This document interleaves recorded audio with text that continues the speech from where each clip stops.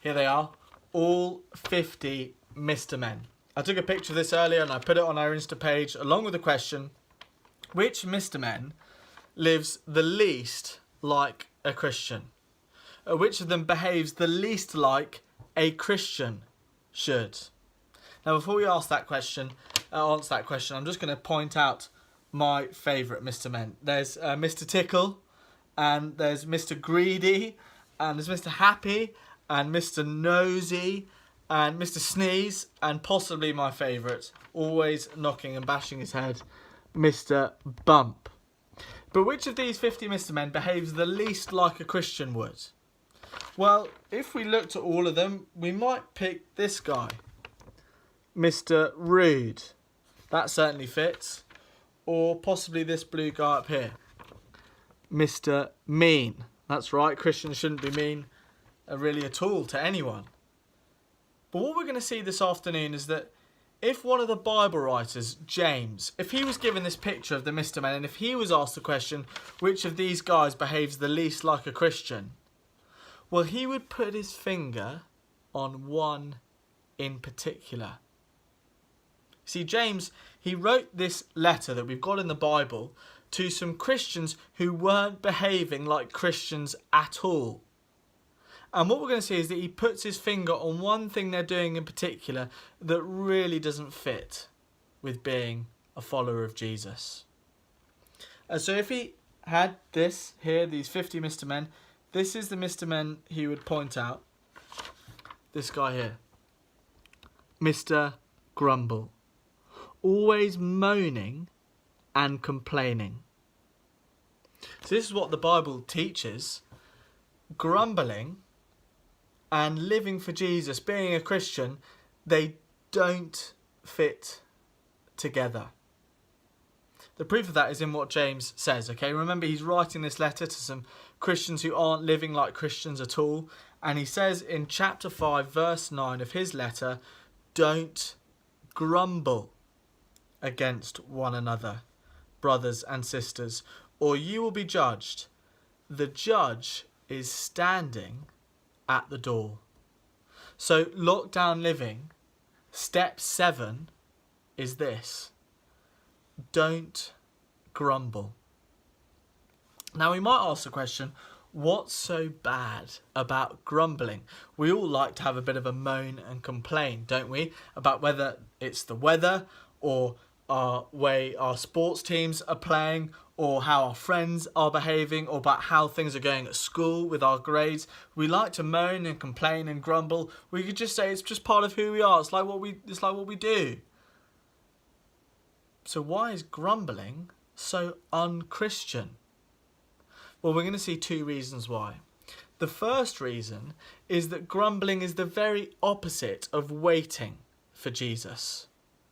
And reason number 2, grumbling isn't thanking Jesus. So here we go. Reason number 1, grumbling is the very opposite of waiting for Jesus.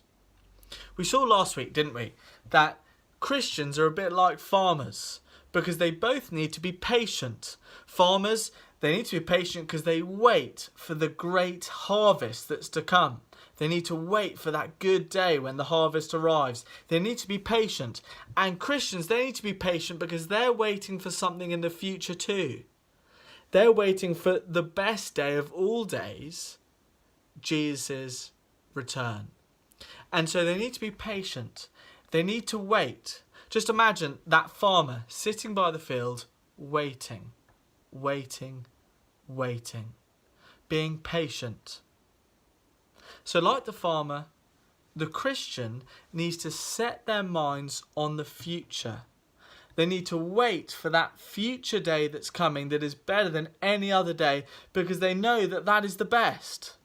And because their minds are set on Jesus' return, because that's the big thing in their minds, well, the things that go on in life in the here and now, well, they just become really small and insignificant in comparison.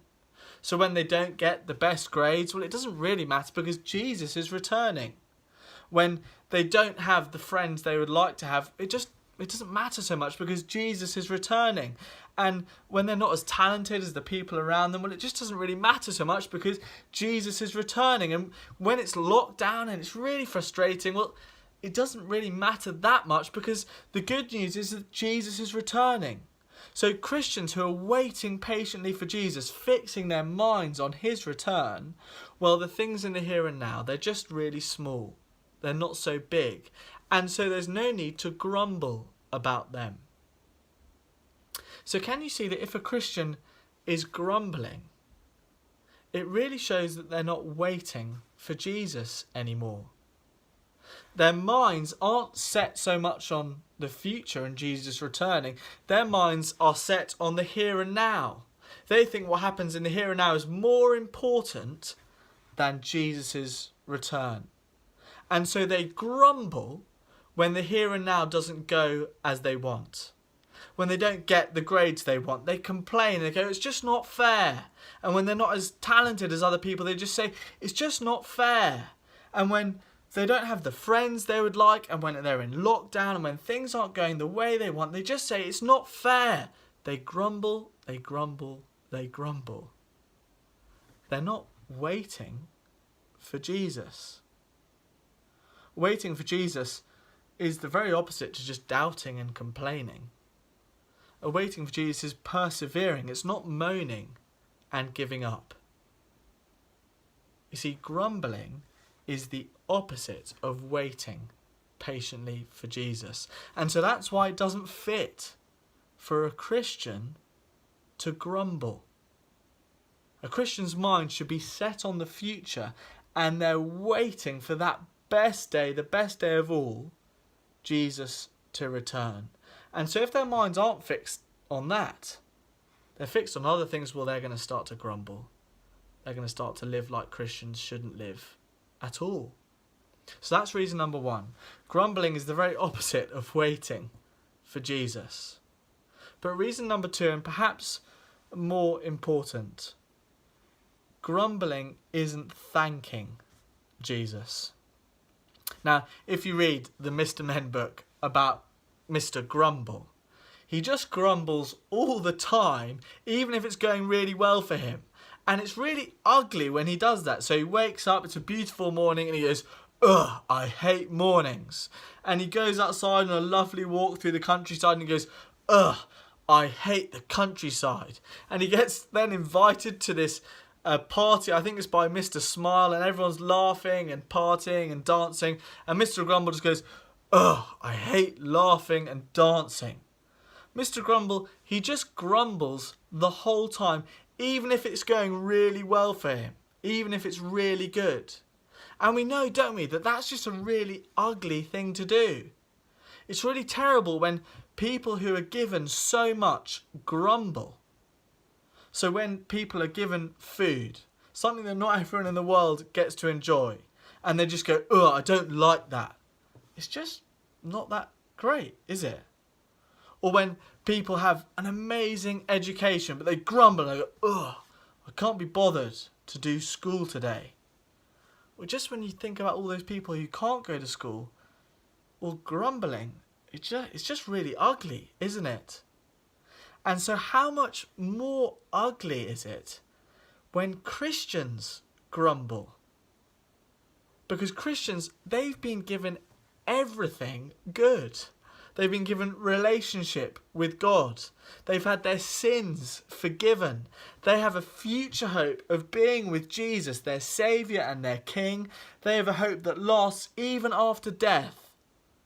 And so if Christians grumble, ugh, well, it's just not thanking Jesus, is it? It's really ugly.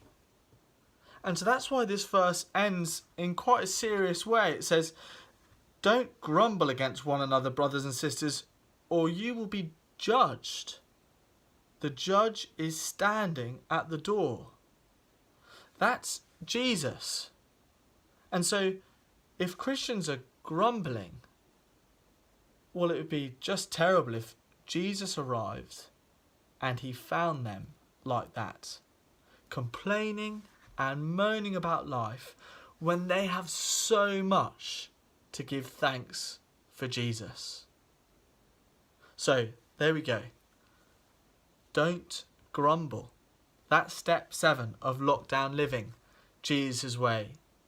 Christians shouldn't grumble because reason number 1, it's the very opposite of waiting for Jesus. If our minds are set on Jesus, well, it won't matter so much what happens in the here and now. We won't need to grumble about that. But if our minds are set on the here and now, well, then we'll grumble, and then that just shows we're not waiting for Jesus. It's just not fitting for being a Christian. And then reason number 2, grumbling, well, it's not thanking Jesus. Christians aren't people who should mope and complain. They have been given everything good by Jesus. There's really nothing to grumble about. So there we go. Step 7, don't grumble. Have a good evening, everyone. I'll see you next week.